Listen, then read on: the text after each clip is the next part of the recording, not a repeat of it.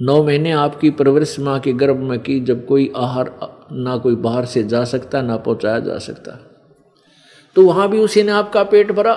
तो अब कौन सा वो दूर है, आप चिंतित हो जाते हैं और एक दिन का काम भी छोड़कर भगवान के चरणों में नहीं आ पाते हो। ये अज्ञानता का भूल लगी हुई है, अज्ञानता का थपेड़ा हमारे लगा हुआ है कि हम परमात्मा की महिमा से अपरिचित हैं। जब ये प्राणी माँ के गर्भ से बाहर आता है, दांत नहीं होते लड़के या लड़की के, और उस समय परमात्मा ने माँ के स्तन में दूध दे दिया, और उससे पहले 1-2 ग्राम दूध नहीं था माँ के स्तन में, और जो ही बच्चा बाहर आता है इतना दूध दे देता है परमात्मा के, प्योर जूठा छोड़ा है। अब जो नास्तिक लोग हैं वह कहते हैं भगवान है ही नहीं, क्योंकि उनको तो मोतिया बिंद हो चुका है उनके पाप कर्मों से, अज्ञानता का। जब हमारा मोतिया बिंद का ऑपरेशन हो गया, अज्ञान हट गया, हमें भगवान पर विश्वास बना, हम पल पल में देख सकते हैं भगवान की लीला और भगवान का जो है ना उपस्थिति, भगवान की उपस्थिति। अब परमात्मा क्या बताते हैं, उस समर्थ की रीझ छुपाई तू कुल कुटुंब तैराता, गर्भ के अंदर बचन भरे थे कहाँ गई वो बाता। कितने प्यार से आके कबीर भगवान हमें समझाते हैं, कहते हैं अरे नालायक, उस समर्थ की रीझ छुपाई, उस भगवान ने आपके ऊपर प्रसन्न होकर के आपको सुख दिया, माँ के गर्भ से बाहर निकाला, फिर दांत ने जब दूध दिया, उस भगवान को भूलकर अब केवल परिवार पोषण में ही लग गया, भगवान याद नहीं करता। परमात्मा ये नहीं कहते कि काम ना कर, क्योंकि काम तो करना ही पड़ेगा, नहीं तो यहां भूखा मरे। इस संसारिक धंधे के साथ साथ भगवान क्यों भूल गया, इतना सा कहना चाहते हैं भगवान परमात्मा। उस समर्थ की रीझ छुपाई, उस भगवान के एहसान को भूल के अब कुल कुटुंब ते राता, राता माने इसी में तू लटपट हो गया, इसी में उलझ गया, और गर्भ के अंदर वचन भरे थे कहाँ गई वो बात। अब कहाँ है वो बात, तेरे रोए था विघ्न तार रहा था, न्यू कहता है भगवान एक बार माँ के इस गर्भ नरक से निकाल दे, आपको सदा याद करूँगा। अब कहाँ गई वो बात तेरी। अब जैसे अपने प्यारे मित्र को, पर पुण्यात्मा ये हमारा भगवान कबीर जी हमारा वास्तव मित्र भी यही है। अब यहाँ आकर के कितना प्यार से, जैसे कोई बालक या मित्र, सखा या सखी सीधी बात नहीं मानता है तो उसको प्यार से आंखों में जल भर कर कहते हैं अच्छा भूल गया उन बातों ने, देख उस दिन के कवा था क्या कह रहे थे। तो इस तरीके से भी हमारे अंदर ये परमात्मा की महिमा प्रवेश करने की चेष्टा की है भगवान ने कि ये अनाड़ी आत्मा किसी प्रकार मालिक की तरफ रुचि कर ले, और परमात्मा के लिए रुचि बनेगी तो कहीं भर में भटकेगा भगवान के लिए, कि मंदिर मस्जिद गुरुद्वारों में या किसी संतों की तलाश में, तो वहां मैं इसको शरण में ले लूंगा। अब परमात्मा कहते हैं मेले ठेले जाइयो मेले बढ़ा मिलाप, अरे इन पत्थर पानी पूजते कोई साधु संत मिल जाते। अब भगवान की तरफ है, तरफ बनेगी तो हम उसकी खोज भी करने चलेंगे। कोई मंदिर में बताओगा, कोई पहाड़ों पर बताता है, कोई गुरुद्वारों में बताता है, कोई मंदिरों में, तो हम उसकी खोज में लग जाएंगे। और घर बैठे रहेंगे तो समस्या बनी रहेगी। और कहते हैं मेले ठेले जाइयो, ये मेले भरते हैं धार्मिक, इनमें अवश्य जाते रहना जब तक तत्वदर्शी संत ना मिले। उनके लिए कहा है, आपके लिए नहीं है।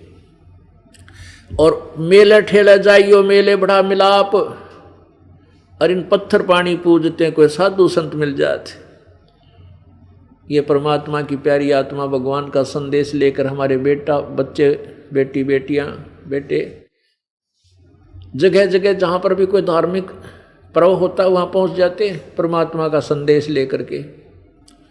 जैसे कुरुक्षेत्र के अंदर ये डड़े ढूंढ जा रही थी दुनिया, वहाँ पर कुंभ का मेला स्नान करने के लिए, उस ग्रहण के उपलक्ष्य में जो वहाँ मेला भरा था। और वहाँ ये परमेश्वर का संदेश, ये भक्ति सौदागर को संदेश भाग 1 व 2 वहाँ वितरित किया गया कई हजारों की संख्या में।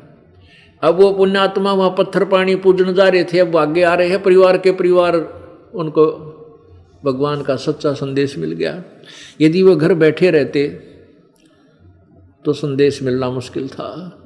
फिर भी दयालु बहुत है परमात्मा, किसी न किसी कारण से अपनी प्यारी आत्माओं तक अपना पैगाम पहुंचा रहा है। ऐसे ही वृंदावन के अंदर गए थे, वहाँ से भी बहुत भक्त आ रहे हैं जिन्होंने ये पुस्तक पढ़ा है। इस ज्ञान को समझकर एकदम ऐसे फड़कता है इंसान, ऐसा जागता है जैसे गहरी नींद से जागा हो। ओ तेरे की देखो कहाँ घूम रहे थे भगवान, कहाँ ढूंढ कहाँ रहे थे। अब प्रसंग चल रहा है कि काल भगवान प्रत्येक प्राणी को भ्रमित करके रखता है।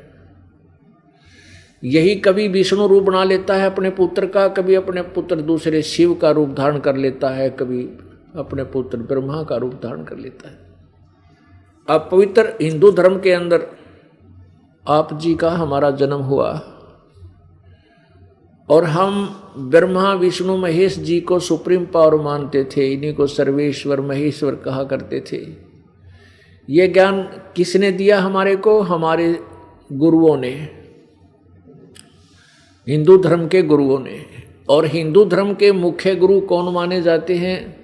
आदि शंकराचार्य। आदि शंकराचार्य जी को हिंदू धर्म का प्रथम गुरु माना जाता है, जो लगभग 2500 वर्ष पहले उनका जन्म हुआ था। वो शंकर जी के अवतार माने जाते हैं। उस समय